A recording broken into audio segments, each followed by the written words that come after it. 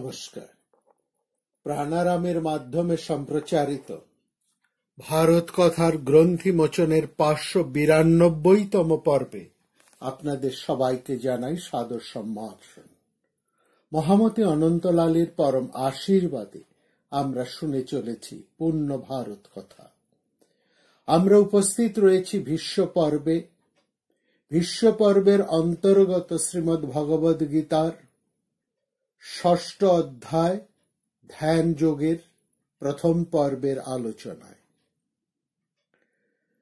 সাধনার সোপান পরম্পরার সঙ্গে একান্তভাবে সংযুক্ত ও অখণ্ড মালিকার মতো সুগ্রথিত শ্রীমদ্ ভগবদ গীতার যে অর্থের অনুধাবন করছি এবং সেই অর্থের অনুধাবন করতে করতে আমরা এখন যে অবস্থায় এসে পৌঁছেছি তাকে আমরা একটি উপমার সাহায্যে বোঝার চেষ্টা করতে পারি।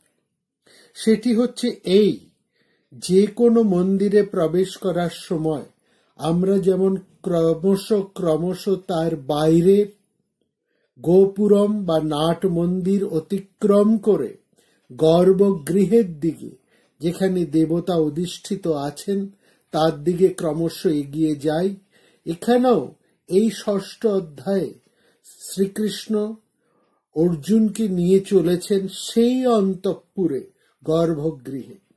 তার আগে ওই যে চতুর্দিকের পরিবেষ্টনী মন্দিরের প্রাকার তিনি রচনা করেছেন, যা 3য় অধ্যায় থেকে আরম্ভ করেছিলেন, সেটির নাম আমরা শুনেছি যজ্ঞ। যজ্ঞের মধ্যে আমরা দুটো জিনিস দেখতে পেয়েছিলাম। একটি হলো কোনো ব্যাপক বা মহান আদর্শের জন্য, বিরাট আদর্শের জন্য কর্ম করা, যার নাম বিষ্ণু।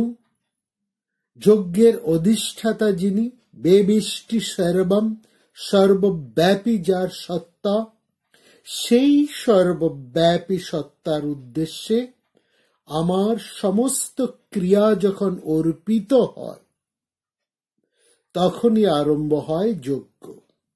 আর একটি জিনিস হলো যজ্ঞের বিধি। এখন বিধি বোধিত কর্ম শুরু হয়েছে জীবনে। এতদিন জীবন অনিয়ন্ত্রিত ছিল, বিধি বোধিত ছিল না। এখন যজ্ঞেতে তা বিধির দ্বারা নিয়ন্ত্রিত হতে আরম্ভ করল।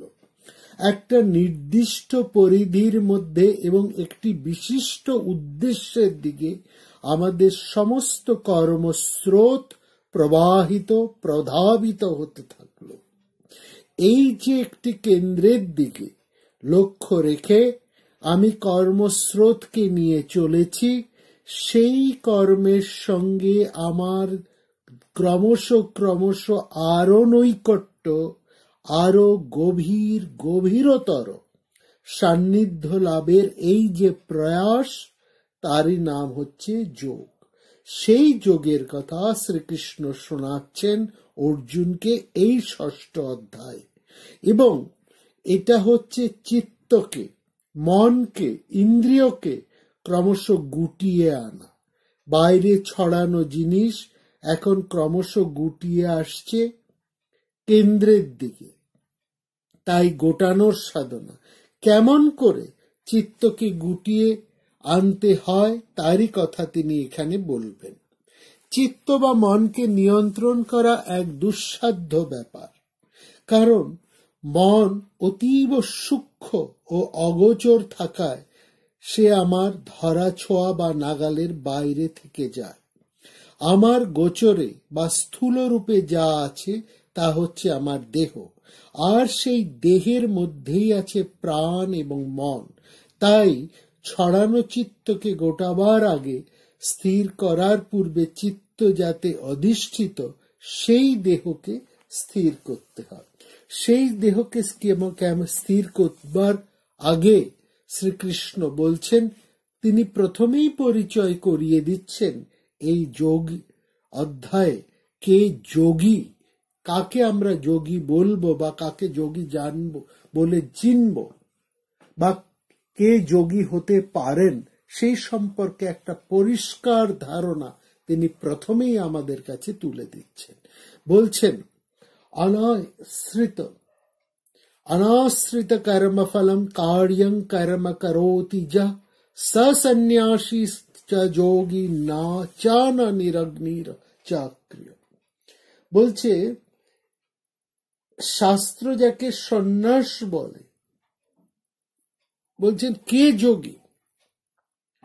তার উত্তর দিতেই বলছেন শাস্ত্র যাকে যোগী যাকে সন্ন্যাস বলে সেটাকেই আমরা যোগ বলবো। এবং এখানে সেই যোগ বলতে গিয়ে বলছেন কর্মফলের উপর নির্ভর না করে যে মানুষ কর্তব্য কর্মের অনুষ্ঠান করে চলেন, প্রতিদিনের কর্তব্য কর্ম যিনি পালন করেন, তিনি যথার্থ কর্মত্যাগী এবং দৃঢ়চিত্ত। যিনি অগ্নিস্পর্শ করেন না তিনি কিন্তু যোগী বা কর্মত্যাগী নন, বা যিনি কর্ম করেন না তিনি তো ননই। এই যে শ্লোকটিতে কৃষ্ণ বলছেন কে যোগী, কে যথার্থ ত্যাগী, এই প্রশ্ন তুলে তিনি তার উত্তর দিচ্ছেন। অনাশ্রিত কর্মফলম কার্যং কর্ম করোতি য, যিনি নিজের জন্য কোনো কর্মফলের প্রত্যাশা না করে প্রতিদিনের প্রতিটি কর্তব্য কর্ম অনবদ্যভাবে করে যান, তিনি হচ্ছেন যোগী। এবং গীতার সম্পূর্ণ শিক্ষার ভিত্তি হচ্ছে এই অনাসক্তি, কর্মফলের উপর নির্ভর করো না, তা সবার প্রাপ্য, শুধু তোমার নয়। অতএব অনাশ্রিত কর্মফলম কার্যং কর্ম করতি যো, এই কথার তাৎপর্য হলো নিষ্ঠা এবং আত্মোৎসর্গের মনোভাব নিয়ে কর্তব্য কর্ম পালন করো। ক্ষুদ্র আমি নয়, বিরাট আমি, সবাইকে অঙ্গীভূত করে যে আমি, তাই ধীরে ধীরে আমার এই নিষ্কাম কর্মের মধ্যে দিয়েই প্রকাশ পায়। অনাশ্রিত কর্ম ফলং কার্যং কর্ম করতি যো স সন্ন্যাসী চ যোগী চ, যার এরকম মনোভাব সেই মানুষই যথার্থ সন্ন্যাসী, যথার্থ যোগী, যথার্থ ত্যাগী পুরুষ। তিনি একজন যোগসিদ্ধ পুরুষ। না নিরগ্নি না চাক্রিয়, যারা কেবল আনুষ্ঠানিক সন্ন্যাস গ্রহণ করেছেন তারা নয়। নিরগ্নি শব্দের অর্থ হচ্ছে যিনি অগ্নিকুণ্ডে নিজের খাদ্য প্রস্তুত করেন না, অর্থাৎ যিনি নিজের জন্য কোনো কাজ করেন না। গৃহস্থেরা যজ্ঞের জন্য আগুন জ্বালান, আবার রন্ধনের জন্য আগুন ব্যবহার করেন। সন্ন্যাসী কিন্তু নিজের জন্য রাঁধেন না, তিনি ভিক্ষা করে যা পান তাতে পরে তুষ্ট থাকেন। সেই জন্য তাকে বলা হয় নিরগ্নি। কিন্তু নিরগ্নি হলেই কিন্তু কেউ সন্ন্যাসী হয়ে গেলেন তা নয়। না চাক্রিয়, যিনি কর্ম করেন না তিনিও নন। অর্থাৎ কেবলমাত্র যিনি ফলের প্রতি অনাসক্ত হয়ে কর্ম অনুষ্ঠান করেন তিনি যথার্থ সন্ন্যাসী। কেন আমরা কাজ করি? এর কারণ হলো আমাদের অপূর্ণ কামনা বাসনা, তাই আমাদের কাজ করতেই হয়। কামনাই আমাদেরকে কাজে প্রবৃত্ত করে। যখন আমার কামনা বাসনা থাকবে না তখন আমার কর্মও থাকবে না। এই জন্য কর্মত্যাগকে উচ্চ আধ্যাত্মিক ব্যক্তিত্বদের একটা বৈশিষ্ট্য বলে মনে হয়, কিন্তু কর্মত্যাগ নয়। কর্মত্যাগ কখনোই উচ্চ আধ্যাত্মিকতার লক্ষণ নয়। অতএব কর্মত্যাগ করে আমি যথার্থ যোগী বা সন্ন্যাসী হতে পারবো না। না নিরগ্নি না চাক্রিয়, ক্রিয় কথার অর্থ হচ্ছে কর্ম। কর্মে উৎসাহ দেয় বাসনা, প্রথমে বাসনা, তারপর উদ্দীপনা এবং তারপরে কর্ম। তাহলে আমার যখন কোনো বাসনা জাগে তা প্রবল হয়ে ওঠে, উদ্দীপনায় পরিণত হয় এবং ওই উদ্দীপনাই আমাকে কর্মে প্রবৃত্ত করে। সবশেষে কর্মের ফল আমি লাভ করি। ওই বাসনাটা হয়তো মিটলো, তার জায়গায় আরেকটা নতুন বাসনা। এইভাবে দেখা যায় যে সমস্ত কর্মের মূলই হচ্ছে বাসনা। এই জন্য মনুস্মৃতিতে খুব পরিষ্কার ভাবে বলা হয়েছে অকামস্য ক্রিয়া কাচিত দৃশ্যতে নেহ করহিচিত ইয়দ ইয়দ হি কুরুতে কিঞ্চিত তৎ কামস্য চেষ্টিতম। যিনি বাসনাহীন, যার কোনো কর্ম নেই, মানুষ কিছু কাজ করে, সেটা তার পূর্ব বাসনার ফল। এই যে নির্বাসনার কাজ বলছে, এই নির্বাসনা নিয়ে আমরা আলোচনা করেছি আগে, কি বলছে, নির্বাসনা দু ধরনের মানুষের হয়। এক হয় মূর্খের, যে অলস, তার নির্বাসনা, আর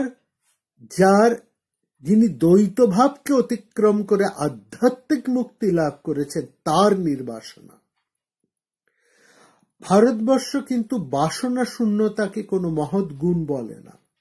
ভারতবর্ষ বলে মানুষের কিছু বাসনা থাকুক, উচ্চতর বাসনা। এই কিরকম বাসনা থাকুক? একটা উচ্চতর বাসনা, যে বাসনা তাকে পরিচ্ছন্ন জীবন যাপন করতে সাহায্য করে, তার জীবনকে সুন্দর করে তুলতে থাকে, এরকম একটা বাসনা।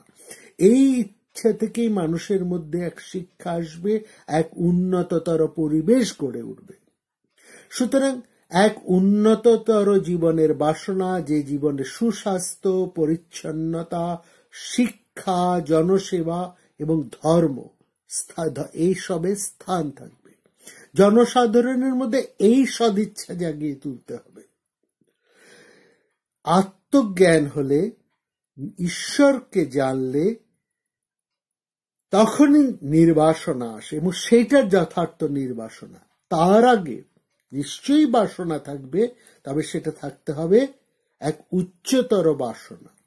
কিন্তু যখন আমাদের সেই আত্মজ্ঞান লাভ হবে, যখন আমার আর কারো কাছে কিছু চাইবার থাকবে না, মনও বাইরের দিকে ছোটাছুটি করবে না, তখনই আমি একান্তভাবে নির্বাসনা হয়ে উঠতে পারব। অর্থাৎ গীতার সব জায়গায় এই কথাটা খুব গুরুত্বপূর্ণ। সর্বভূত হিতে রথা, সবসময় সবার সুখ ও কল্যাণে নিরত যে মন, সেই মনে হচ্ছে শ্রেষ্ঠ নির্বাসনা যুক্ত। আমরা চাই মানুষের মধ্যে কিছু বাসনা থাকুক, যাতে সে নৈরাশ্যপূর্ণ পুঁতিগন্ধময় জীবনে আবদ্ধ না থেকে জীবনকে ক্রমশ উন্নততর করতে উদ্বুদ্ধ হয়। সেজন্য উন্নতির জন্য বাসনা পোষণ করতে হবে, এই বাসনার সঞ্চার করতে হবে, যাতে তার জীবনে একটা আধ্যাত্মিকতা আসে। আর আধ্যাত্মিকতা জন্মালে তার অন্যান্য বাসনা আপনা থেকেই নিষ্ক্রিয় হয়ে যাবে। তখন ওই অবস্থা হবে তার অকাম, সম্পূর্ণ কাম রহিত। তখন হচ্ছে সে সাত্ত্বিক বাসনা। এই সাত্ত্বিকতাই জীবনের দরকার। সেই জন্য বলছে, খুব পরিষ্কার করে কৃষ্ণ বলছেন, যাকে সন্ন্যাস বলা হয়, বলছে অর্জুন তুমি জেনো, যাকে সন্ন্যাস বলা হয় তা বস্তুত পক্ষে কর্মের প্রতি বা কর্মযোগের প্রতি এক অনুরাগ। কারণ সংকল্প ত্যাগ না করলে কেউ কর্মযোগী হতে পারে না। যাকে বলছে কি, যাকে সন্ন্যাস বলছে তাকেই বলছে যোগ। সন্ন্যাস মানে সম্যক ত্যাগ, বেছে বেছে ত্যাগ নয়, শুধু বাইরের ত্যাগ নয়, মনেরও ত্যাগ, মনের সমস্ত প্রকার আসক্তি ত্যাগ। সে বলছে জং সন্ন্যাসম ইতি প্রাহু যোগং তদ বিদ্ধি পাণ্ডব। শুধু এটা ওটা ত্যাগ করলে সন্ন্যাস হয় না। যথার্থ সন্ন্যাস এবং যথার্থ যোগ এক এবং অভিন্ন। হি আসন্ন্যস্ত সংকল্প, যদি আমি সংকল্প ত্যাগ না করি, না যোগী ভবতি কশ্চিৎ, তাহলে আমি যোগী বা সন্ন্যাসী হতে পারবো না। সংকল্প হচ্ছে বহির্মুখী বাসনা, আমার এই চাই ওই চাই, এইগুলো, এর কোনো শেষ নেই। মন নিরন্তর জপে চলেছে, আমার এটা চাই ওটা চাই। মহাভারতের শান্তি পর্বে খুব সুন্দর বলছে, কাম জনামি তে মূলং সংকল্পাত কিল জায়সে নতং সংকল্পয়াস্যামি সমূল না ভবিষ্যসি। কি সুন্দর বলছে, বলছে আমি বুঝেছি বেশ বাসনা সংকল্প থেকেই তোমার জন্ম, আমি আর কোনো সংকল্প করব না, তাহলে তুমিও আর কাছে এসে আমাকে কষ্ট দিতে পারবে না। অতএব সংকল্প থেকেই বাসনা, এবং বাসনা থেকে নানাবিধ সামাজিক কর্ম ও মোহগ্রস্ত জীবনে উদ্ভব। তাহলে বাসনার ফলেই আমি ভোগের উপকরণ পাই, আর ভোগে নিমজ্জিত হয়ে নিস্তেজ হয়ে পড়ি ওই বাসনার জন্য। সুতরাং না হি অনসন্ন্যস্ত সংকল্প যোগী ভবতি কশ্চিৎ। সংকল্প ত্যাগ না করলে যোগী হতে পারবো না। এই সংকল্প ত্যাগ বা সন্ন্যাসী যোগীকে যোগী করে তোলে। সংকল্পকে নিয়ন্ত্রিত এবং সংযত করতে হয়, যার থেকে যজাতির সেই উপলব্ধি, না জাত কাম কামনম উপভোগে না সম্মতি হবিষা কৃষ্ণ বাড়তেইব ভূয় এব অভিবর্ধতে। বাসনা চরিতার্থ করে বাসনার নিবৃত্তি হয় না। আগুনে ঘৃতাহুতি দিলে তা আরো বেশি জ্বলে ওঠে। এই জন্য মানুষের যে অন্তহীন বাসনা, এই বাসনায় একটা লাগাম পরাতে হবে। কিন্তু আমাদের শাস্ত্রে এই কথা কিন্তু কখনোই বলে না যে ভোগ করো না বা তোমার প্রয়োজন মিটিও না, এই কথা কখনোই বলে না। কি বলে যে একটা নির্দিষ্ট সীমারেখার বাইরে অবশ্যই সংযত হতে হবে, ভোগেচ্ছার রাশ টেনে ধরতে হবে। সংযমের কথা বোঝাতে গিয়ে এখানে নিবৃত্তি শব্দকে ব্যবহার করা হয়েছে, আর অন্যদিকে কোনো কিছুর পেছনে ছোটাকে বলা হয়েছে প্রবৃত্তি। এই অন্তহীন প্রবৃত্তির ক্ষেপামিকে সংযুক্ত রাখার নামই হচ্ছে নিবৃত্তি বা প্রত্যাহার। অর্থাৎ এতে আমার প্রয়োজন নেই, একে আমি বাদ দিয়েও আমার জীবন চলতে পারে, এই মনোভাব। একজন মননশীল মানুষই এরকম একটা দৃঢ় সিদ্ধান্ত নিতে পারে এবং তিনি একজন উন্নততর আধ্যাত্মিক জীবনের দিকে সে তখন চলতে পারে। অর্থাৎ বাইরের বিজ্ঞাপনের দ্বারা প্রলুব্ধ হয়ে আমি কিন্তু চলবো না। সোজা কথা, আমার সম্পূর্ণ কর্তৃত্ব থাকবে আমার মনের উপরে। মন আমার উপরে কর্তৃত্ব করবে না, মন আমাকে চালাবে না, আমি আমার মনকে চালাবো। এই জন্যে আমাদের হচ্ছে এমন এক দর্শনের প্রয়োজন যা আমাদের নৈতিক মূল্যবোধ, আধ্যাত্মিকতা একে জীবনের সাথে অঙ্গাঙ্গী ভাবে যুক্ত করে দেয়। তারপরে খুব চমৎকার ভাবে বলছেন কি না, বলছেন যোগম আরুরক্ষ মুনে কর্ম কারণম উচ্যতে যোগারূঢ়স্য তস্য এব সমকারণম উচ্যতে।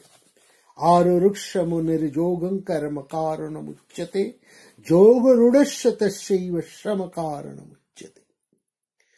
আরুরক্ষত মুনি যোগম, যিনি যোগী হবার চেষ্টা করছেন, তিনি সাধনা করছেন। আরুরক্ষ মানে আরোহণের অভিলাষী, যিনি উপরের দিকে উঠতে চাইছেন। কর্ম কারণম উচ্চতে, কর্মই যাদের উচ্চ যোগভূমিতে আরোহণের উপায় বা সহায়ক। সেখানে কর্মের এক গুরুত্বপূর্ণ ভূমিকা আছে। বারবার লক্ষ্য করুন, আমাদের সমস্ত শাস্ত্র কিন্তু কাজ করতে বলছে, কারণ জানে যে আপনি কাজের মাধ্যমেই একজন মানুষ, কাজের মাধ্যমে সে ভালো থাকে, সে শরীরেও ভালো থাকে, মনেও ভালো থাকে। কিন্তু কোন ধরনের কাজ? নিষ্কাম। এইখানে বলছে সমং কারণং উচ্চতে, তা যিনি যোগারূঢ় হয়েছেন তিনি কেমন আচরণ করেন? যোগ আরুঢ়স্য তস্যৈব, যিনি যোগে উপনীত হয়েছেন, সমং কারণম উচ্চতে, সমস্ত কর্ম থেকে তখন সে নিবৃত্তি পেতে পারে। সেই যোগারূঢ় ব্যক্তি তখন সম্পূর্ণভাবে নিষ্ক্রিয় হয়ে যায়। তাহলে এই হলো দুটো পর্যায়। যখন একজন যোগী হওয়ার চেষ্টা করছে তখন তাকে কঠোর পরিশ্রম করতে হবে, কিন্তু একবার যোগী হয়ে গেলে তখন তার সমস্ত কর্মের অবসান হয়। তখন তার সব প্রয়োজন ফুরোয়, বাইরে আর তার মন ছুটে বেড়ায় না। তখন নিজের ভেতর সে এমন এক অমূল্য বস্তুর সন্ধান পায়, তখন সে বাইরের আর সে কিছুই চায় না, বাইরে তার কিছু আর কোনো কিছুই আকর্ষণ করে না। আমাদের দার্শনিকরা কখনোই শুকনো তপস্বী হবার কথা বলেন না। ছোট জিনিস এই কারণেই ত্যাগ করেন, তার কারণ তার থেকে উচ্চতর, উৎকৃষ্টতর, মূল্যবান কোনো জিনিস সে লাভ করেছে, এবং সেই উচ্চতর, উৎকৃষ্টতর জিনিসটি হচ্ছে এক আধ্যাত্মিক উপলব্ধি। কেন আমি আধ্যাত্মিক জীবনের দিকে যাব? এই প্রশ্ন হতেই পারে যে ঈশ্বরকে তো সবাই পায় না, তাহলে কেন একজন মানুষ সবকিছু ত্যাগ করে আধ্যাত্মিক জীবনের দিকে যাবে? যে জিনিসকে পাওয়া যায় না তার দিকে মানুষ কেন ছুটবে? তার উত্তর হচ্ছে যে এই জিনিসটির প্রতি এমন চমৎকার এক আকর্ষণ মানুষের, এই জিনিস মানুষকে এমন, এই জিনিসের প্রতি চলা, পাওয়া তো অনেক দূরের কথা, এই জিনিসের প্রতি চলা, তার দিকে এগোনো, এই এগোনোতেই, এই চলাতেই যে আনন্দ মানুষের মধ্যে সঞ্চারিত হয় তা বাইরের কোনো জিনিস তাকে দেয় না। সেই জন্য সে ওই পথেই ছুটে চলে। যে একবার তার স্বাদ এতটুকু লাভ করেছে তার কাছে আর বাদ বাকি সবকিছু আলোনা হয়ে যায়। এ হচ্ছে একটা। আর একটা কথা হচ্ছে যে আমাদের শাস্ত্র বলে যে সব মানুষেরই একদিন না একদিন ঈশ্বর লাভ ঘটবে, সে একদিন না একদিন তার নিজের স্বরূপকে জানতে পারবে। সুতরাং এইটাই হচ্ছে সত্য। কত দিনে আমি পারবো, কতদিনে আমার লাভ হবে, এটা বড় কথা নয়, কিন্তু সবচেয়ে বড় কথা হচ্ছে যে আমি একদিন জানতে পারবো। অতএব আমি যদি একদিন জানতে পারি তাহলে আমি কেন এই জন্মেই জানতে পারবো না? কেন আমি এখনই জানতে পারবো না? আমার কেন সেই প্রযত্নটা এখনই থাকবে না? আর কেন আমি সেটাকে জানতে চাইব? কারণ এইটা ঠিক, আমি যদি তাকে লাভ করি তাহলে আমি আনন্দময় হয়ে যাব, অজর অমর অশোক আনন্দময় হয়ে। সব মানুষই তো তাই চায়, সব মানুষ তো আনন্দই পেতে চায়, সব মানুষ তো সুখী পেতে চায়, কেউ তো দুঃখ চায় না। তাহলে সেই পরম সুখ, যে সুখের কোনো ক্ষয় নেই, বাইরের বস্তু থেকে আমি যে সুখ পাই সেটা ক্ষণিকে, তার ক্ষয় আছে, তা সেটা চিরকাল আমাকে সুখ দেবে না, এবং তার সঙ্গে সঙ্গে সুখের সঙ্গে সঙ্গে সে আমাকে দুঃখ দেবে। কিন্তু এই বস্তু, এই আমার আত্মোপলব্ধি, এই আত্মজ্ঞান, যাকে ঈশ্বর দর্শনও বলা হয়, সেটা আমাকে এক অবিচ্ছিন্ন আনন্দ দেবে। সে আমাকে এক অপরিসীম আনন্দের মধ্যে ডুবিয়ে রাখবে, আমাকে সর্বদা এক ক্ষয়হীন অক্ষয় আনন্দের মধ্যে আমাকে সব সময় বইয়ে রাখবে। কারণ আমার প্রকৃত সত্তা তো তাই, আমার স্বরূপ তো তাই। আমি স্বরূপত তো আনন্দ, শুদ্ধ বুদ্ধ মুক্ত নিত্য এবং আনন্দময়। আমি যদি নিত্য হই তাহলে আমার মৃত্যু ভয় নেই, আমার কোনো ভয় নেই, আমার কোনো শোক নেই, অসুখ নেই। সুতরাং আমি সেটা পেতে চাইব না কেন? সেটাই তো আমি পাবার জন্য যাই। আর সবচাইতে বড় কথা যে এই পাওয়ার পথে যে আনন্দের আস্বাদ আছে সেটা এতটাই গভীর, এতটাই তাৎপর্যবাহী যে মানুষ একটু এগিয়েই তার পরম স্বাদ যখন পায় তখন সংসারের আর কিছু তাকে আকৃষ্ট করে না। সেই জন্যই বলছেন যে যখন যোগাড়ুর ব্যক্তি যখন তাকে সামান্যতম উপলব্ধি করেন তখন সে সম্পূর্ণভাবে নিষ্ক্রিয় হয়ে যায়, তার অন্তরের সব রকমের কোলাহল তখন স্তব্ধ হয়ে যায়, হৃদয়ে বিরাজ করে পরিপূর্ণ শান্তি। অর্থাৎ যোগী হয়ে গেলে আমার সমস্ত কর্মের অবসান হয়ে যাবে। সে এই যে আধ্যাত্মিক উপলব্ধি, এই উপলব্ধি থেকে পূর্ণতা বোধ আসে এবং এই পূর্ণতা লাভই হচ্ছে মানবিক ক্রমবিকাশের লক্ষ্য।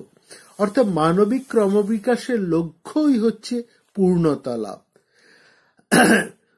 এই পূর্ণতা লাভের দিকেই যে চলা, সেই চলাই হচ্ছে শান্ত এবং স্থিত পক্ষে। তারপরে বলছে সম শব্দটার অর্থ হচ্ছে কর্ম প্রচেষ্টার নিবৃত্তি। কারণ হৃদয় তখন সম্পূর্ণ শান্ত এবং স্থির একটা সম অবস্থার মধ্যে চলে। এই সম অবস্থার মধ্যে যখন থাকি তখন আমি নিরুদ্বিগ্ন, আমি তখন অনুত্তেজিত, এক আধ্যাত্মিকতার মধ্যে আমি পরিপূর্ণ, আমি আপ্তকাম। সংস্কৃতে কৃতার্থ কৃতকৃত্য বলে যে শব্দটা আছে দুটো, এই সবটাই হচ্ছে পূর্ণতার অবস্থা। এই হলো যোগাড়ূঢ় ভাব এবং যোগ অবস্থায় পৌঁছানো এবং যোগে প্রতিষ্ঠা। যোগাড়ুড়ো ব্যক্তির প্রকৃতি কেমন, সে কেমন না, সেই ব্যক্তিকে যোগাড়ুড়ো তখনই বলা চলে যখন না অনুসজ্জতে, তার মধ্যে কোনো আগ্রহ থাকে না, ইন্দ্রিয়ার্থেষু, ইন্দ্রিয় ভোগ্য বিষয়ের প্রতি, কর্মসু বিষয় উপভোগের জন্য যেসব কর্ম, সেই কর্মের প্রতিও তার কোনো আগ্রহ থাকে না, সর্বসংকল্প সন্ন্যাসী, যে সন্ন্যাসী সমস্ত সংকল্প ত্যাগ করেছেন, এমন মানুষই যোগাড়ুড়ো, অর্থাৎ নিজেকে যোগে প্রতিষ্ঠিত করেছে। এবং তারপরেই এক চমৎকার কথা বলছেন তিনি, বলছেন সে এক অপূর্ব সুন্দর আমাদের শাস্ত্রের এক গুরুত্বপূর্ণ কথা সেখানে বলছেন। কি বলছেন সেখানে? উদ্ধারেত ও আত্মনা, আত্মনা আত্মনানং, আত্মনা আত্মানং, নিজেই নিজের বিবেক বুদ্ধি দ্বারা নিজেকে, আত্মানং, এখানে আত্মানং মানে শরীর হিসেবে ধরতে হবে। এই অধ্যায়ের মধ্যে যে অনেকবার আত্ম কথাটার ব্যবহার হচ্ছে, আত্মা কথাটার ব্যবহার হচ্ছে, এই আত্মা অর্থে এখানে শরীর, নিজেই নিজের বিবেক বুদ্ধি দ্বারা নিজেকে উদ্ধার করবে। আত্মানং নাবসাদায়েত, কখনো নিজেকে দুর্বল বা অধোগামী করবে না, কারণ আত্মাই, কারণ মানে হি অর্থ হচ্ছে কারণ, আত্মা এব মানে আত্মাই, আত্মনা বন্ধু, আত্মা এব আত্মনা রিপু। খুব চমৎকার কথা এখানে বলছেন আমাদের প্রবণতা নিজের দুঃখ কষ্টের জন্য অন্যের ঘাড়ে দোষ চাপানো, অর্থাৎ আমরা এটা করেছি এর জন্য আমি তো দায়ী নই, ওর জন্য আমার এটা হচ্ছে, আমি নির্দোষ সবসময় বলতে চাই। বলছে না, এই মনোভাব নয়।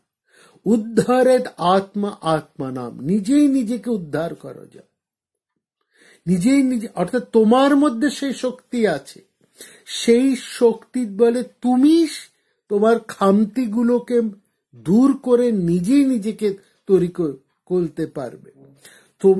তুমি পাওনি কারণ তোমার ত্রুটির জন্য তুমি পাওনি, এর জন্য অন্যকে তুমি দায়ী করবে না।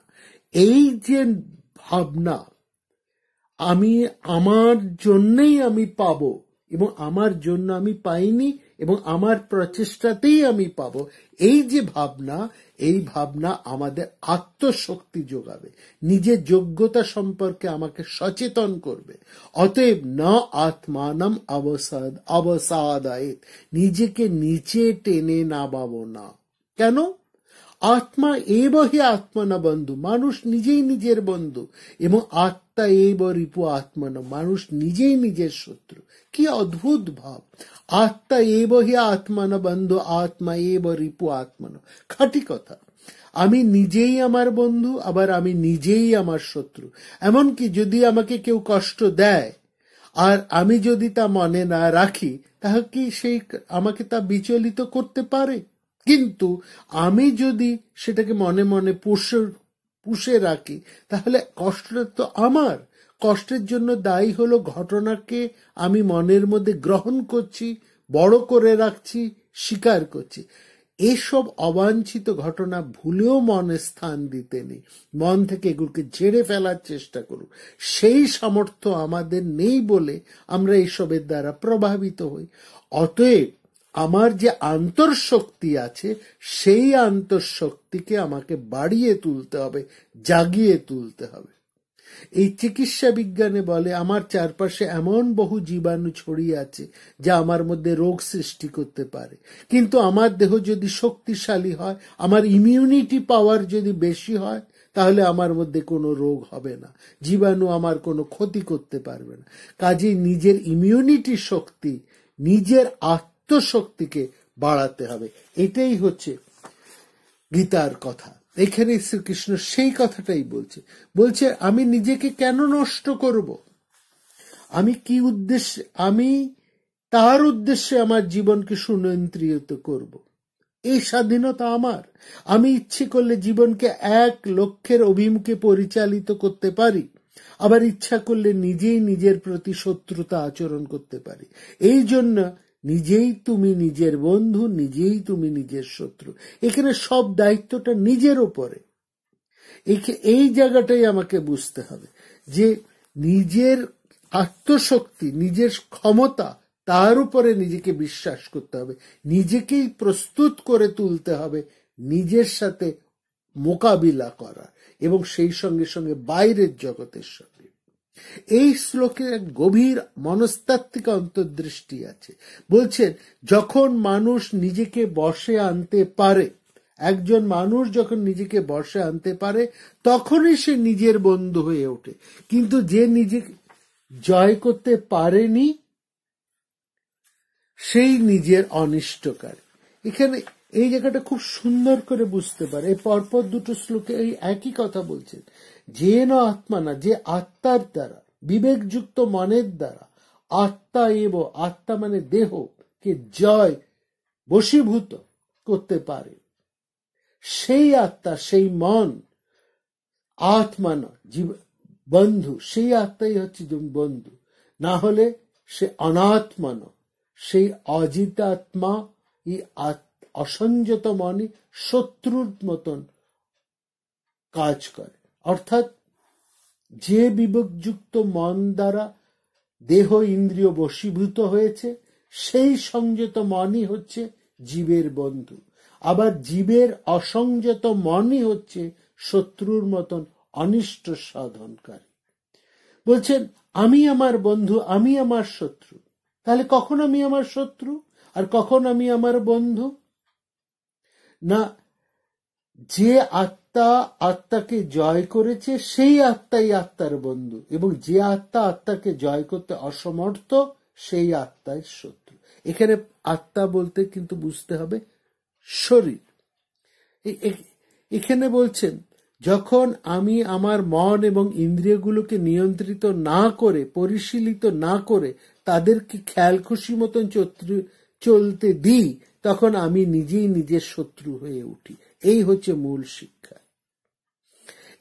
এই জন্য বলছে যে অপরিণত বুদ্ধির থেকে এক পরিণত বুদ্ধির মধ্যে চলতে হবে, নিজেই নিজেকে উদ্ধার করতে হবে। কারণ আমি আমার বন্ধু, আমি আমার শত্রু। আমি যদি আমার মন এবং ইন্দ্রিয় শক্তিকে সুসংযত করতে পারি তাহলে আমি আমার বন্ধু হয়ে উঠব, আর যদি না পারি তাহলে আমি আমার শত্রু হব। অর্থাৎ আমার দোষের জন্য যদি আমি অন্যকে দায়ী করি তাতে অন্যের কোনো ক্ষতি নেই, ক্ষতিটা হবে আমার, কারণ আমি কোনোদিনই নিজে মাথা তুলে দাঁড়াতে পারবো না। যে মানসিক শক্তির ভান্ডার আমার মধ্যে রয়েছে তার সদ্ব্যবহার না করে নিজের শত্রু হয়ে উঠব না। অনাত্মনা না তু শত্রুতে বর্ততে আত্মৈব শত্রুবৎ। এই শক্তিকে বাগে আনতে হবে, শোধন করতে হবে, শুদ্ধ করতে হবে, সংযত করতে হবে। তখন আমাদের দেহ মন আমার সুহৃদ হয়ে উঠবে, কোনো কিছুই আমার ক্ষতি করতে পারবে না। অর্থাৎ এখানে যে কথাটা বলছেন, এই কথাটা প্রত্যেক অভিভাবক তাদের সন্তানকে যেন শেখায়। উদ্ধারেত আত্মনা আত্মানা, নিজের পায়ে বাড়াও, নিজের শক্তি বাড়াও, তাহলে কোনো অভিজ্ঞতাই তোমাকে ভাসিয়ে নিয়ে যেতে পারবে না। নিজের বিচার শক্তি গড়ে তোলো, সংযম অভ্যাস করো। তা যদি করো তাহলে দেখতে পাবে তোমার ভেতর এক প্রচন্ড শক্তি জেগে উঠেছে। সেই শক্তি, যা আগে বলেছি, দৈহিক বা বৌদ্ধিক শক্তি নয়, এক আধ্যাত্মিক শক্তি, এমন এক শক্তি যা বাইরের কোনো আঘাতে তোমাকে চুরমাচুর করতে পারবে না, তোমাকে বিধ্বস্ত করতে পারবে না। সুতরাং এই শিক্ষা বর্তমান শিশুদের জন্য, বর্তমান ছাত্রদের জন্য অত্যন্ত প্রাসঙ্গিক এবং অপরিহার্য। এই যুগে এই শিক্ষা অশেষ কল্যাণকর আজকের সমাজে, কারণ অধিকাংশ সমস্যাটাই আসছে বাইরের থেকে, যা অতি বড় দৃঢ়চিত্ত মানুষের মনকেও টলিয়ে দিতে পারে। অতএব আধ্যাত্মিক শক্তি যথার্থ শক্তি। এই শক্তি থাকলে যে কোনো শিশু, যে কোনো মানুষ মানসিক চাপ ও বাইরের যে কোনো ধকল সহ্য করতে পারবে। সামান্য তিরস্কার, বেত্রাঘাতে সে সুইসাইড করতে যাবে না, সে শাসনের মধ্যে তার মধ্যে কোনো মনোবিকার দেখা দেবে না, কিন্তু তার মধ্যে এক প্রচন্ড সহ্য গুণ আসবে। সে কখনোই মানসিক বিকৃতির শিকার হয়ে পড়বে না, তার মধ্যে কোনো জটিলতার সৃষ্টি হবে না। সে তার কর্তব্য দায়িত্ব ভুলে একেবারে অন্য সংসারের মানুষ হয়ে একটা কিম্ভূত কিমাকার হয়ে থাকবে না।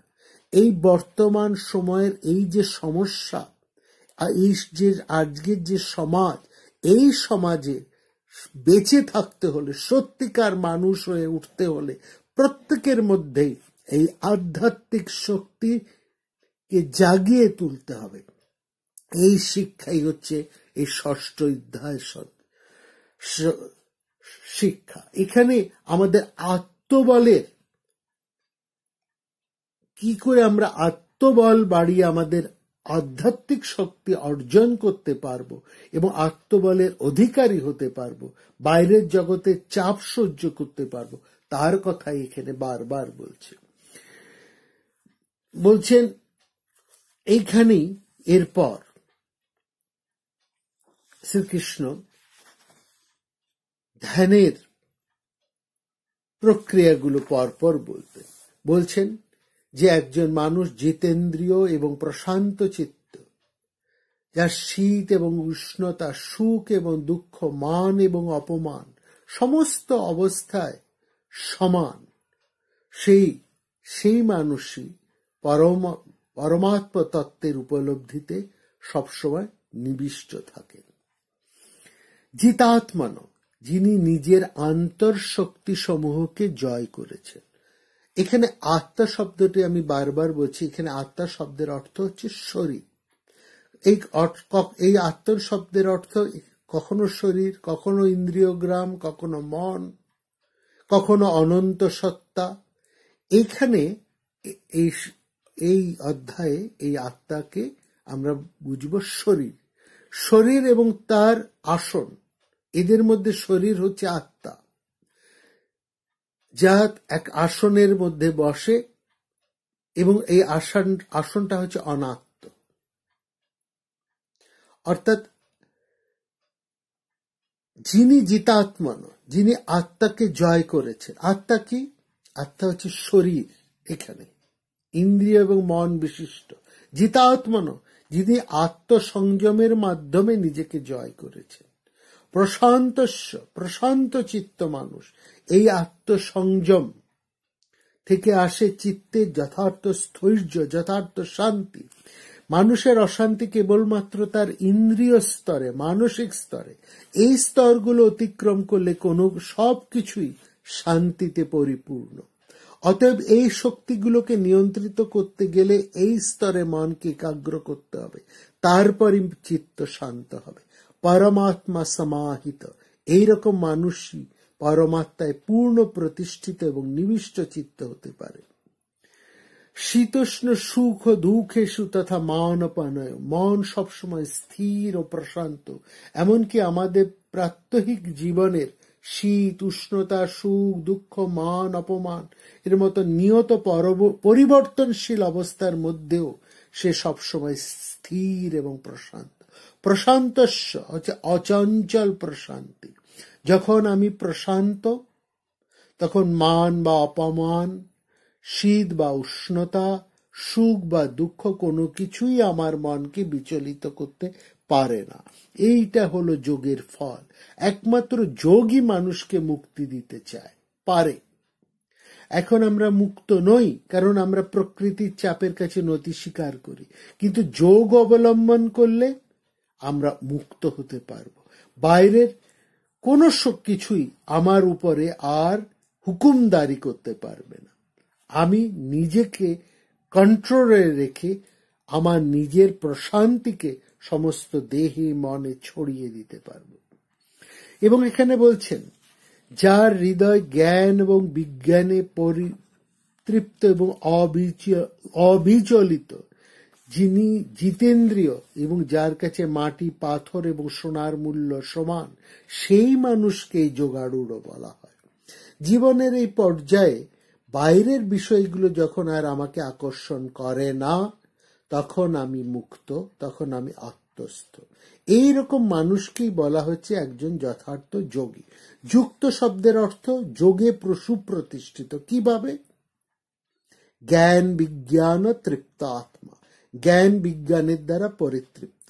এখানে জ্ঞান হচ্ছে শাস্ত্রীয় বিচার। আমরা যোগ সম্পর্কে, ব্রহ্মজ্ঞান সম্পর্কে যে চর্চা করছি তাকে বলা হচ্ছে জ্ঞান। কিন্তু যখন আমি তত্ত্বের অন্তর্নিহিত সত্যটাকে উপলব্ধি করি, তখন তাকে বলা হয় বিজ্ঞান। জ্ঞান হচ্ছে থিওরি, আর বিজ্ঞান হচ্ছে সেই থিওরির প্রকৃত উপলব্ধি, সেই সত্যের উপলব্ধি, প্রজ্ঞা। তত্ত্ব সম্পর্কে বৌদ্ধিক জ্ঞান যথেষ্ট নয়, আমাকে সেই তত্ত্বকে প্রত্যক্ষভাবে উপলব্ধি করতে হবে, অনুভব করতে হবে। আধ্যাত্মিক জীবনে এই প্রত্যক্ষ অনুভূতি হচ্ছে সবচেয়ে গুরুত্বপূর্ণ। এখানে সূক্ষ্ম পরোক্ষ তাত্ত্বিক জ্ঞানের কোনো মূল্য নেই। এখানে তত্ত্বজ্ঞানের থেকে অভিজ্ঞতার মূল্য অনেক বেশি। এই জন্য বলা হচ্ছে জ্ঞান বিজ্ঞান ও তৃপ্ত আত্মা। যিনি জ্ঞান এবং বিজ্ঞান লাভ করে পরিতৃপ্ত, কুটস্থ, যিনি সম্পূর্ণ নির্লিপ্ত, নির্বিকার, সেই মানুষই এক উচ্চ স্তরে যেতে পারেন। সেই জন্য কৃষ্ণ এখানে বলছেন বিজিতেন্দ্রিয়, যিনি ইন্দ্রিয়গুলোকে সংযত করতে পেরেছেন। যুক্ত ইতু উচ্চতে, যিনি একজন যুক্ত অর্থাৎ যোগে সুপ্রতিষ্ঠিত, সেই মানুষকে যোগী হন। যোগীর মন এক অদ্ভুত গুণে সমৃদ্ধ। কোনো কিছু সম্পর্কে তার মূল্যায়ন এবং ইন্দ্রিয়ের উপর যাদের কোনো নিয়ন্ত্রণ নেই, এমন লোকের মূল্যায়ন দুটোর মধ্যে আকাশ পাতাল প্রভেদ। এই জন্য যিনি যোগী, তিনি হচ্ছেন সমলোষ্টাশ্ম কাঞ্চন। লোষ্ট মানে মাটি, অশ্ম মানে পাথর, কাঞ্চর সোনা, সম মানে সমান, অর্থাৎ মাটি, পাথর, সোনা সব কটাই তার কাছে সমান, তিনটের মূল্যই তার কাছে এক।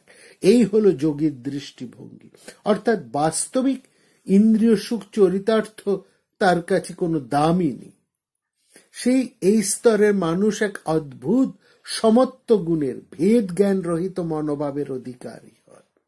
এই মানুষকেই বলা হচ্ছে সমলোষ্ম কাঞ্চনের কথা, তাদেরকে বোঝাবার জন্য বলছে। অর্থাৎ যখন আমি ইন্দ্রিয় স্তর অতিক্রম করে যেতে পারবো, তখন আমার মধ্যে এক ধরনের মানসিকতার যে বিকাশ ঘটবে, সেই মানসিকতার বিকাশকেই বলা হচ্ছে যোগে। এই যোগে প্রতিষ্ঠিত হলে ইন্দ্রিয় স্তরেও আমি অবিচলিত থাকতে পারবো। তাহলে বাইরের চাপে আমি কোনো কিছুই তখন ত্যাগ করব না। যা করব সেটা আমার স্বতঃস্ফূর্ত প্রেরণার বশে, কোনো কিছু হারানোর জন্য নয়, সবটাই হবে আমার স্বাভাবিকভাবে। আমি এমন কিছুর অনুসন্ধান একজন যোগী করেন যা তার অন্তরতম, যা তার গভীরতম, যা তার অসীম, এবং তার তুলনায় জাগতিক সবকিছুই নিতান্ত তুচ্ছ। ঈশ্বর লাভ করলে, নিজের সেই পরম সত্যকে জানলে, নিজের আত্মাকে, নিজের স্বরূপকে, নিজের প্রকৃত পরিচয়কে যদি জানতে আমি পারি, বাইরের জিনিসকে আর তখন আমাকে আকর্ষণ করে। আমরা বারবার মুখে মুখে বলি যে, এটা মুখস্থ কথাই আমরা উচ্চারণ করি যে আমাদের প্রকৃত রূপ, প্রকৃত পরিচয় সেটা কি? আমাদের প্রকৃত স্বরূপ হচ্ছে আমরা নিত্য মুক্ত শুদ্ধ বুদ্ধ আনন্দময়। আমরা তো প্রত্যেকে আনন্দ চাই এবং সেটাই আমাদের স্বরূপ, কিন্তু আমরা সেটা বুঝতে পারি না। আমরা কিন্তু সত্যি যদি আমরা তার কিছুটা মাত্র, সামান্য একটু যদি উপলব্ধি করতে পারি, তাহলে বাইরের আর কোনো কিছুই আমাদের তখন আকর্ষণ করে না।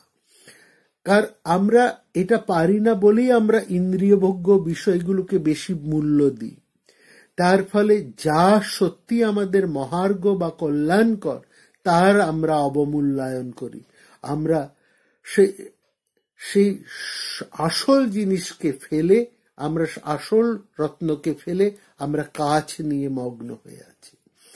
এই জন্য যোগীর আরেকটা বৈশিষ্ট্যের কথা বলছে যে মানুষ সুহৃদ, মিত্র, শত্রু, উদাসীন, মধ্যস্থ, বিদ্বেষ ভাজন, আত্মীয়বর্গের প্রতি, সবার প্রতি সম মনোভাব পোষণ করেন, যিনি ধার্মিক এবং অধার্মিকের প্রতি সমবুদ্ধ সম্পন্ন, তিনি শ্রেষ্ঠত্ব লাভ করেন।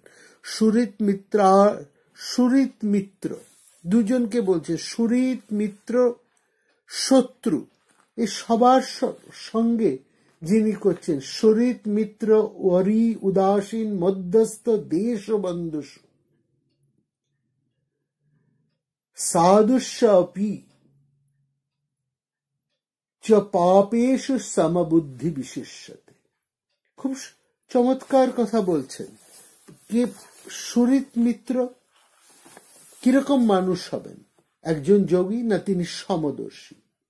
সুহৃদ মিত্র শত্রু উদাসীন মধ্যস্থ বিদ্বেষী বন্ধু সাধু অসাধু সবার প্রতি তার সমবুদ্ধি, অর্থাৎ সবাইকে তিনি তার ব্রহ্ম দৃষ্টিতে সমানভাবে দেখেন। এরা কারা? তার একটা সুন্দর ব্যাখ্যা আছে। নিজের প্রতি উপকারের আশা না রেখে যে অন্যের উপকার করে তাকে বলা হয় সুহৃদ। যে নিজের উপকারের আশা রেখে অন্যের উপকার করে তাকে বলা হয় মিত্র। আর যে নিজের উপকার না হলেও অন্যের অপকার করে সে হচ্ছে ওরি। যে মানুষের ভালোও করে না খারাপও করে না সে উদাসীন। আর দুজনে ঝগড়া করছে, এদের মধ্যে যে এসে এই ঝগড়া বিবাদ মিটিয়ে দেয় সে মধ্যস্থ। আবার অন্য লোক আমার ক্ষতি করতে পারে এই ভেবে আমি তাকে আগে আঘাত করলাম কিংবা তাকে আমি ঈর্ষা করছি, এইটা হচ্ছে বিদ্বেষী মনোভাব। হয়তো একজনের সঙ্গে আমার কোনো সম্পর্ক আছে, সে আমার আত্মীয়, আমি তাই তার উপকার করছি, এ হলো বন্ধু। আর সাধুকে না, যে শাস্ত্রবিহিত কর্মের অনুষ্ঠান করে, ধার্মিক ব্যক্তি। আর তার বিপরীত হচ্ছে অসাধু বা অধার্মিক, যে শাস্ত্রসম্মত কাজ করে না। যোগী পুরুষ এদের সবাইকে সমান দৃষ্টিতে দেখেন। যোগীর কাছে শত্রু মিত্র সমতুল্য। মিত্রের প্রতি তিনি অনুরাগে আসক্ত হন না, আবার শত্রুকেও তিনি ঘৃণা করেন না। সবার মধ্যে তিনি সেই এক ব্রহ্মকে দেখেন। এক দেব সর্বভূতেষু গূঢ়। সিংহ যেমন গুহায় লুকিয়ে থাকে, তেমনি আমাদের হৃদয় গুহায় পরমাত্মা বা ব্রহ্ম রয়েছেন। তাই যোগীর দৃষ্টিতে সবাই সমান, কারণ সবার মধ্যেই তিনি নিজেকে দেখতে পান, আর নিজের মধ্যেই তিনি সবাইকে দেখতে পান। রূপং রূপং প্রতিরূপং বভূব, সেই ঈশ্বরই তিনি সমস্ত জগতে প্রকাশিত হয়েছে। তাই যোগী সর্বভূতে ঈশ্বরকে দর্শন করেন। এইখানেই গীতা কিন্তু বারবার এই কথাগুলো বলছে। এই সমবুদ্ধির কথা কিন্তু গীতার মধ্যে বলছে সম দুঃখ সুখ, বলছে সমত্তম, কখনো বলছেন সমদর্শী, কখনো বলছেন সম দুঃখ সুখ, কখনো বলছেন সমবুদ্ধয়, কখনো বলছে সমবস্থিত। এই সব জায়গায় এই সমদর্শীর কথা বলছেন। তারপরে বলছেন যোগী কিভাবে ধ্যান করবেন, কিভাবে তিনি মনঃসংযোগের অভ্যাস করবেন। তার মানে যেসব মহৎ যোগের মাধ্যমে যেসব মহৎ গুণ আরোপ করা যায়, তিনি কিভাবে সেই যোগী মনঃসংযোগের অভ্যাস করবেন সেই কথাটা বলছে। যোগী যুঞ্জিত সততম আত্মানম, যোগী নিরন্তর মনঃসংযোগের অভ্যাস করবে। কিভাবে মনকে লাগবেন? তারপরে রহস্য স্থিত, নির্জনে স্থির হয়ে বসবে। একমাত্র শান্ত নির্জন স্থানেই মনকে সুষ্ঠুভাবে নিয়ন্ত্রণ করা যায়। বাইরের উত্তেজনায় সততা উদ্বেলিত এইভাবে তার মন কিন্তু নষ্ট হয়ে যেতে পারে। সেই জন্য তার মনকে সবসময় স্থির করে রাখবে। অর্থাৎ তিনি সব সময় যোগের পথে আহরণ করতে যিনি ইচ্ছুক হয়ে কর্ম করছিলেন, তিনি যোগে রূঢ় হয়ে কর্মবিরতি তাকেই আশ্রয় করবেন। এখানে তিনি সমশব্দের মধ্যে দিয়ে যাচ্ছেন, তিনি সমের মধ্যে একটা অনির্বেদের মধ্যে থাকবেন, অসংযত হয়ে যোগের পথে তিনি চলবেন এবং সেখানে চলবেন সে এক নির্বেদের মধ্যে দিয়ে, এক স্থিতদির মধ্যে দিয়ে, এক শান্ত স্বভাবের মধ্যে দিয়ে তিনি চলবেন। অর্থাৎ যোগের পথে অনুশীলন করতে গিয়ে সে চলবেন এক স্থির ভাবে, এক আত্মাকে মনকে কামনা শূন্য করে, নিরাশী কামনা শূন্য হয়ে সে একাকী সে সংসারের মধ্যে পরিভ্রমণ করবে এবং নির্জনের মধ্যে সূচি দেশে স্থির ন অতি উচ্চ নিচ দেশের মধ্যে সে স্থান করে রেখে চলবে এবং এই এক সংকল্পের মধ্যে দিয়ে সে যাবে যেখানে সে মধ্যে কোনো অতিরিক্ত তার কোনো স্থান নেই। সেই মধ্যে কি অপূর্ব ভাবে এখানে বলছেন, অনির্বেদ ভাবে থাকবে, সে নিরুৎসাহী হবে না, অথচ ধৈর্য ধারণ করবে, কিন্তু তার মধ্যে কোনো কিছুরই অতিরিক্ততা থাকবে না। বিশেষ করে বলছেন যে এই যে নিশ্চয়তা বা দৃঢ়তা কিন্তু একগুঁয়েমি নয়। যখন যোগ করতে যাবে তখন একজন যোগী সবসময় মনে রাখবে যোগ হচ্ছে এক মধ্যপথ, বুদ্ধের ভাষায় মধ্যমা প্রতিপদা।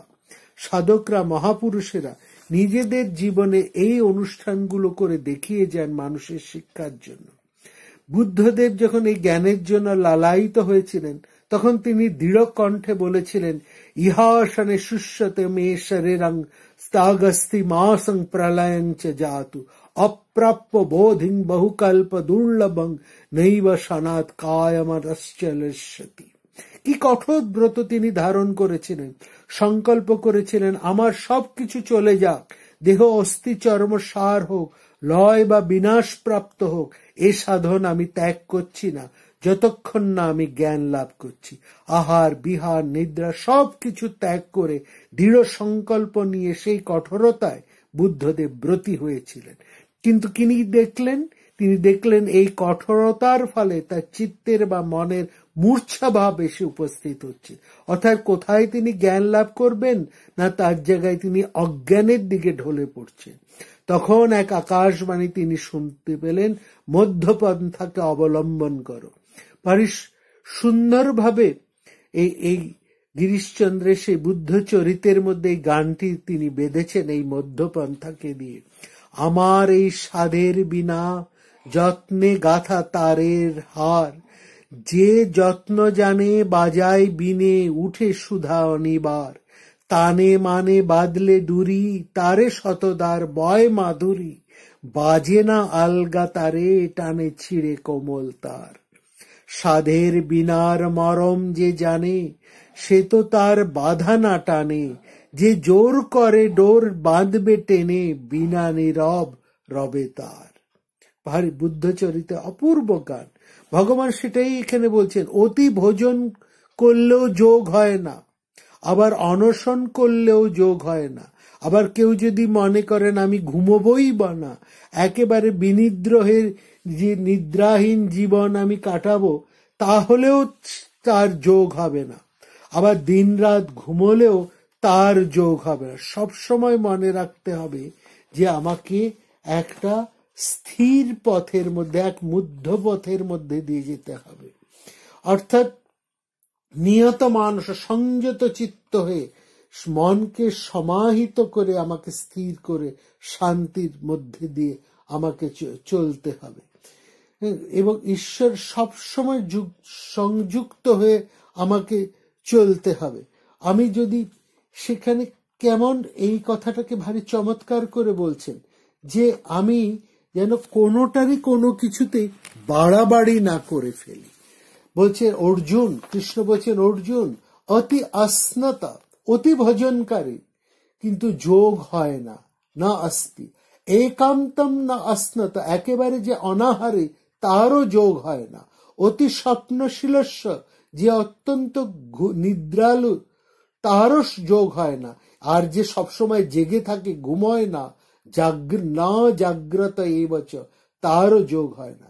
অতি অশ্নত অতিরিক্ত যে খায়, অসন, অসন মানে খাওয়া, আবার না চৈকান্তম অস্নত যে একেবারে খায় না, এটাও ঠিক না। না চা অতি স্বপ্নশীলস্য, স্বপ্ন মানে ঘুম, যারা অতিরিক্ত ঘুমোয় তাদের যোগ হয় না। হ্যাঁ, আবার জাগ্রত না এই বছর সবসময় যে জেগে থাকে এটাও খারাপ।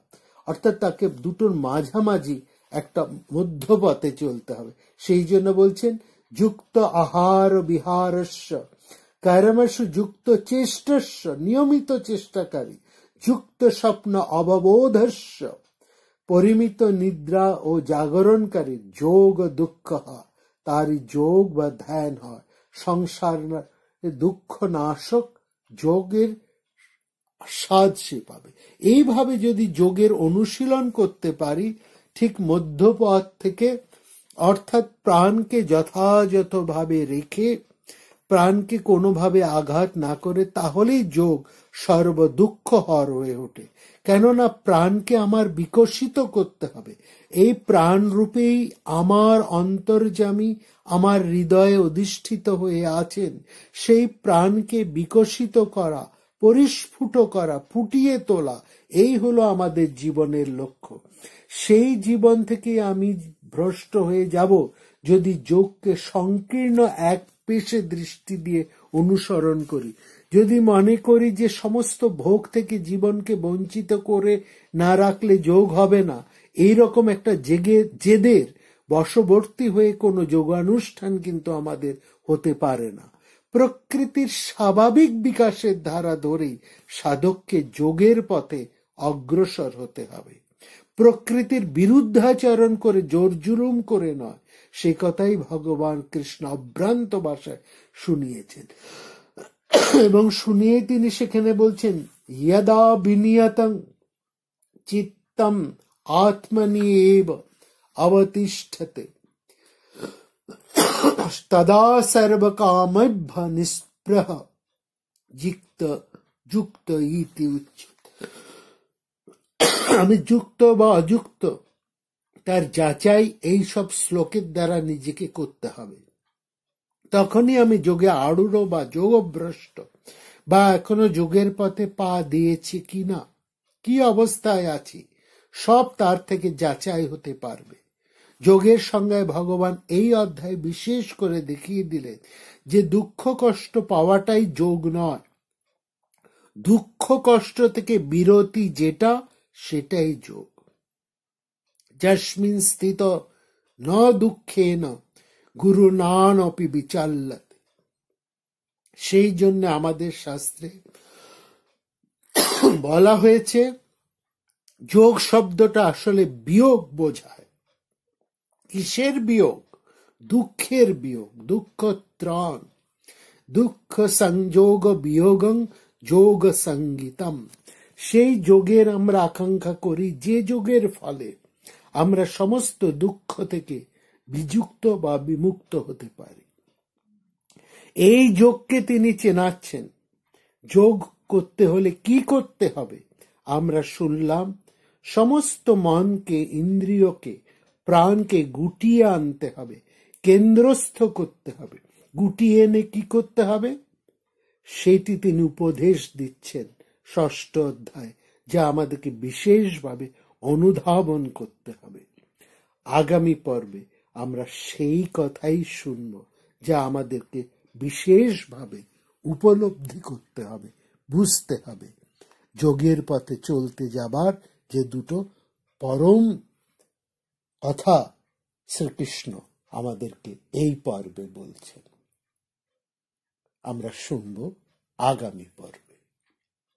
আপনারা সবাই ভালো থাকবেন, আনন্দে থাকবেন, এবং কখনোই ভারত মহাভারত থেকে সরে থাকবেন না, কখনোই নির্ভারত হবেন না। নমস্কার। প্রাণারাম প্রাণারাম প্রাণারাম প্রাণারাম প্রাণারাম প্রাণারাম কি যেন লুকা